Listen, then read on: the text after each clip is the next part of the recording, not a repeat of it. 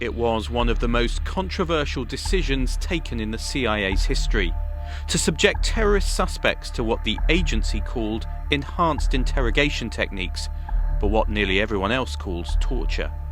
At secret locations around the world known as black sites, America took the gloves off. Interrogators used methods like waterboarding, simulated drowning, to get America's enemies to spill their secrets. This man says he could have stopped it before it all began. John Rizzo was the CIA's top lawyer who signed off on the program. If I had said, this is crazy and it's going to get us in huge trouble, it's a huge risk, we shouldn't do it, we should just kill this right now before it gets started, that would have held. I'm sure of that. Why didn't you stop it? Why did you sign off on those techniques? The country and the agency was just consumed with the fear and the dread that another attack was coming on the homeland. John Rizzo joined the CIA as a young lawyer in 1975. Here he's photographed by a foreign intelligence service on an overseas mission. He was the go-to man for spies who wanted to know if their most controversial operations were legal or not. He rose to become general counsel, the CIA's most senior lawyer, in the years after 9/11.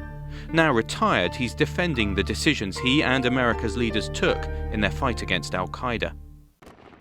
After the September the 11th attacks, the US began to round up high-value suspects. The first major catch in March 2002 was Abu Zubaydah, seen as a key planner and organizer of Al-Qaeda's operations. Under questioning by the FBI, Abu Zubaydah identified the architect of the 9/11 attacks. Okay. The FBI special agent who got that intelligence told Newsnight it was done without mistreatment. We were getting actionable intelligence. This actionable intelligence have the possibility of saving lives. But the CIA believed Abu Zubaydah knew more, including about possible planned attacks. They devised a new, highly secret interrogation program. John Rizzo was given a list of the new techniques his colleagues wanted to use on Abu Zubaydah. And they methodically described all of the techniques, sometimes using visual demonstrations of, for instance, a facial grasper. And that was the first time in my life I'd ever heard the word waterboarding. I had no idea what waterboarding was. What was your reaction? Well, some of the techniques, I mean, they've all been declassified now. But, some of them, frankly, the facial grasp, maybe the belly slap, struck me as almost out of a Three Stooges routine. But others, especially waterboarding, and also the sleep deprivation technique they were describing, which would involve extended periods of time without sleep. Frankly, they struck me as something terrifying. President Obama has described the enhanced interrogation program as torture. Do you agree with him? If it was torture, CIA would not have done it. But isn't that because you've defined it not to be torture as the lawyer? Well, yeah, I have interpreted, and more importantly, the highest legal authority in the executive branch interpreted it as not constituting the legal definition of torture. But now almost everyone else seems to think it is. Well, there seems to be a substantial opinion in that direction. On taking office, President Obama's new team shut down the enhanced interrogation program.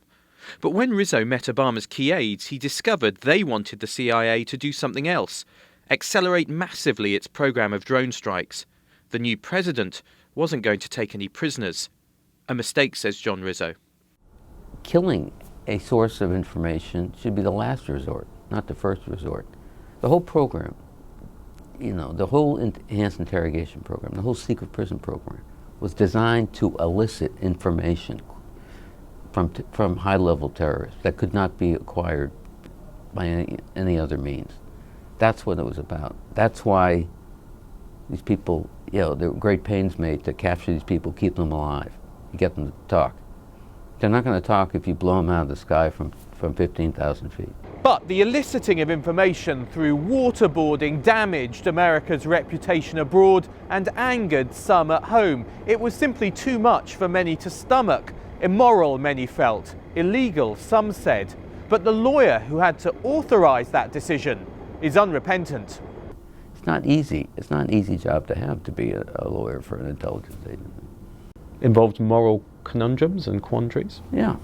Were there moral issues for you in trying to work this out, or was it a practical legal issue? No, it was moral issues. I mean, you know, in that walk I took around the building after I was the techniques were first described to me in early 2002.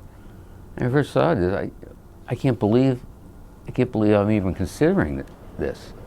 But you said yes. I did say yes, and it wasn't easy. But I mean, to this day, I don't think I had any other choice.